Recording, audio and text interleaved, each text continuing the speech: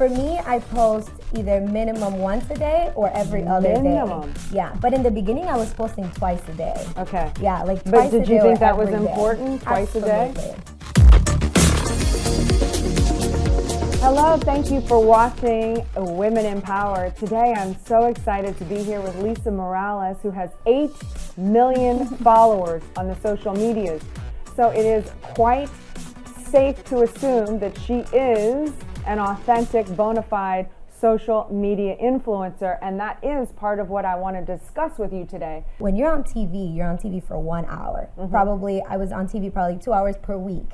Now they can watch me and see my content every single day as many times as I want them to see. So you love the social media because of that aspect. You Absolutely. Can control your content. Exactly. You can reach more eyeballs, potentially. Exactly. But yet the TV did help feed you those in the beginning. Absolutely. Yeah. And then I think I just knew that it was going to be big. I just knew social media was going to be it, and it was here to stay. But I think I was just very consistent, and I think that's my number one tip, just to be consistent. Yep. Like, what does that look like? Consistent posting once a day on Instagram? Whatever works for you. What worked for you? For me, I post either minimum once a day or every other day.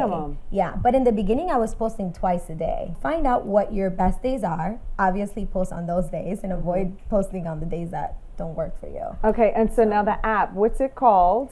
So is it easy to figure out? Oh, like yeah, someone like so me who's many. computer kind of illiterate can figure it out? Yeah. There's actually so many apps that can do that. So if you type in, if you Google right now, an app to schedule posting on social media, those like a list of apps. So just kind of go to whatever like the highest rating ratings, and then the most popular ones. And I know some charge like a monthly or yearly. And would you recommend those over the free ones? There's some. Yeah, because I know there's one that's called I think UMUM. Okay. I think, and that's the one that I use most of the time, and I know it's not free. So, but it works great. When I work with companies, I make sure that whatever content is being released, I am approving, which is a huge major thing because it can destroy your brand, it can destroy your image, and when you've built such a big audience, you can't afford to do that. Right.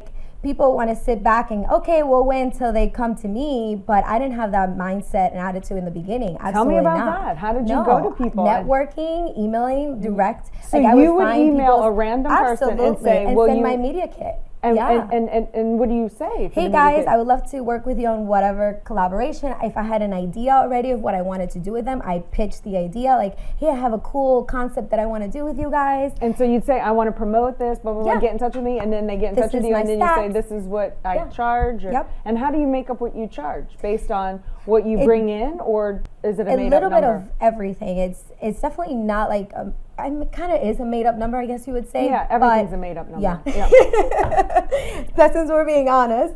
And it also depends on I always look at, okay, what's the brand? If we're talking to American Express here, or are we talking to some local company from Miami that wants to hire me to do, so... Yeah, so different... Yeah. I mean, American Express has a huge budget, and then these people are like, oh, our budget is like this tiny, can you please? And if you really like them, then you're going to do it, right? You compromise. Right. If at the end of the day, it's something you're going to benefit from or that you're going to help others or whatever it is. But what would you tell people who want to be just like you?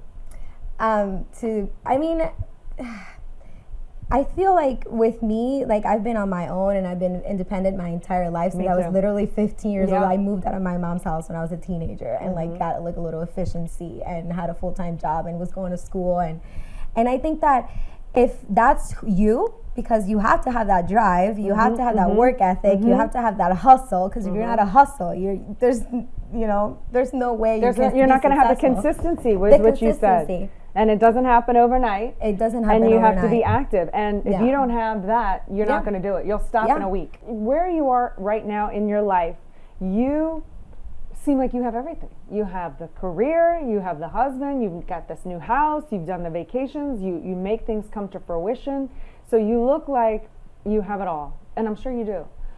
But what is the one thing that you struggle with that you're like, gosh, I need to work on this for myself? Like, just so people out there realize that we're all human and we all go through things. Is there something that you're like, you know what, right now I wish I was more like this, or I'm working more on this? Yeah, I've always been like a very optimistic and positive person. I don't really like to think of myself as like, you know, of course I'm human and there's a lot of things I need to work on, and my marriage is not perfect, you know, even though we love each other. Right. It's our first year of marriage. Oh. And even though like we didn't have any like crazy fights or anything like that about the house, but it's the moving and it's stressful. It's stressful. Exactly. So don't get me wrong, all of that happened, but I don't tend to let you know what I mean, like remember those things, because it's at the end of the day it's happening at the moment, and I think that if you start like thinking about it and being resentment against then it can create some type of like anxiety or stress or whatever. So and it can hurt the marriage long term. Exactly.